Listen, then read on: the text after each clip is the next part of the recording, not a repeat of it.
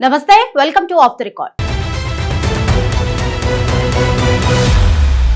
స్థానిక సంస్థల ఎన్నికల వేళ ఏపీ రాజకీయాల్లో ఊహించని మలుపులు చోటు చేసుకుంటున్నాయి.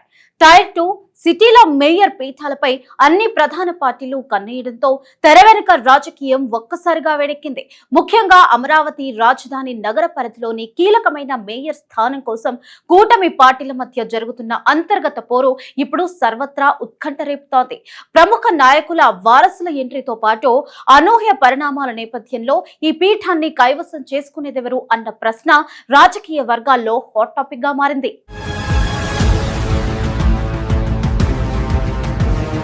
ఆంధ్రప్రదేశ్ రాజకీయాల్లో స్థానిక సంస్థల ఎన్నికల వాతావరణం వేడెక్కుతుంది. అధికార కూటమి పార్టీలు వ్యూహాత్మకంగా అడుగులు వేస్తున్నాయి. టీడీపీ తనదైన కార్యాచరణతో ముందుకు సాగుతూ ఉండగా జనసేన కూడా ప్రత్యేక కమిటీలను ఏర్పాటు చేసింది. బీజేపీ నాయకత్వం దిశానిర్దేశంతో ఆ పార్టీ శ్రేణుల్లోనూ నూతనోత్సాహం కనిపిస్తుంది. ముఖ్యంగా మున్సిపాలిటీలు, కార్పొరేషన్లు, జెడ్పీటీసీ స్థానాలపై అన్ని ప్రధాన పార్టీలు ప్రత్యేక దృష్టి సారించాయి. గ్రామీణ జిల్లాలలో మండల పరిషత్ పదవులకు కూడా తీవ్రమైన పోటీ నెలకొంది. టైర్ 2 నగరాలలో మేయర్ పీఠాలను దక్కించుకోవడం ద్వారా తమ రాజకీయ ఆధిపత్యాన్ని చోటు చేసుకోవాలని పార్టీ భావిస్తున్నాయి. ఎన్ని స్థానాలు గెలుచుకున్నా కీలక నగరాల్లో మేయర్ పదవి దక్కితే ఆ కిక్కే వేరు అని నాయకులు అభిప్రాయపడుతున్నారు. అందులోనూ విజయవాడ మేయర్ స్థానం కోసం జరుగుతున్న పోటీ రాష్ట్ర వ్యాప్తంగా సర్వత్రా ఆసక్తిని రేకెత్తిస్తుంది.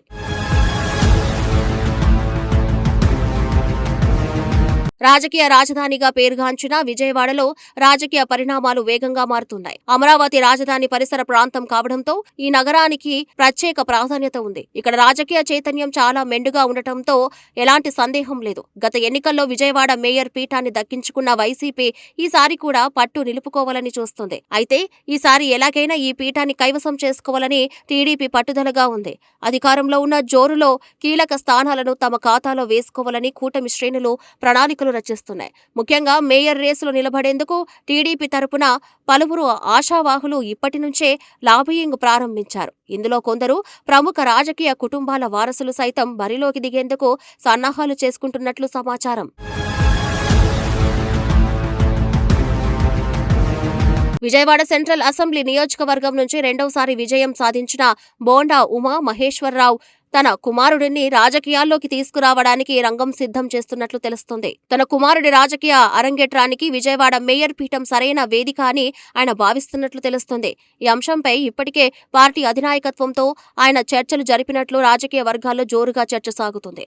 గతంలో తండ్రికి మద్దతుగా మీడియా ముందుకు వచ్చి ప్రత్యర్థుల విమర్శలను తిప్పికొట్టిన జూనియర్ బోండా తీరు అందరి దృష్టిని ఆకర్షించింది. అప్పుడే ఆయన ప్రత్యక్ష రాజకీయాల్లోకి వస్తారనే సంకేతాలు వెలువడ్డాయి. ఇప్పుడు ఏకంగా మేయర్ పదవిని ఆశిస్తున్నారనే టాక్ ఆ పార్టీలో ప్రాధాన్యత సంతరించుకున్నాయి. కాపు సామాజిక వర్గ కోటాలో ఈ సీటును దక్కించుకోవాలని బోండా కుటుంబం వ్యూహాత్మకంగా పావులు కదుపుతుంది. మరోవైపు వంగవీటి కుటుంబం నుంచి రానున్న పరిణామాలు కూడా నగర రాజకీయాల్లో ఉత్కంఠ రేపుతున్నాయి. వంగవీటి రంగా కుమార్తె ఆశా కిరణ్ గత కొంతకాలంగా సామాజిక కార్యక్రమాల ద్వారా చురుగ్గా వ్యవహరిస్తున్నారు. ఆమె విశాఖపట్నంలో నిర్వహించిన రంగనాడు కార్యక్రమం రాష్ట్ర వ్యాప్తంగా సంచలనం సృష్టించింది. ముందుగా ఆమె వైసీపీలో పార్టీలో చేరుతారనే ప్రచారం జరిగినా ఆ తర్వాత జనసేన వైపు చూస్తున్నారనే ఊహాగానాలు వినిపించాయి. అయితే తాజాగా ఆమెను నేరుగా తెలుగుదేశం పార్టీలోకి ఆహ్వానించి విజయవాడ మేయర్ అభ్యర్థిగా ప్రకటించే అవకాశాలు ఉన్నట్టు తెలుస్తుంది. ఈ నిర్ణయం ద్వారా రాజకీయంగా సంచలనం సృష్టించడంతో పాటు బలమైన సామాజిక వర్గాన్ని తమ వైపు తిప్పుకోవాలని టీడీపీ భావిస్తోంది. వంగవీటి రంగ కుటుంబానికి తగిన ప్రాధాన్యత కల్పించడం ద్వారా ఆ వర్గంలో పార్టీ బలాన్ని మరింత పెంచుకోవాలని నాయకులు అంచనా వేస్తున్నారనే గుసగుసలు వినిపిస్తున్నాయి.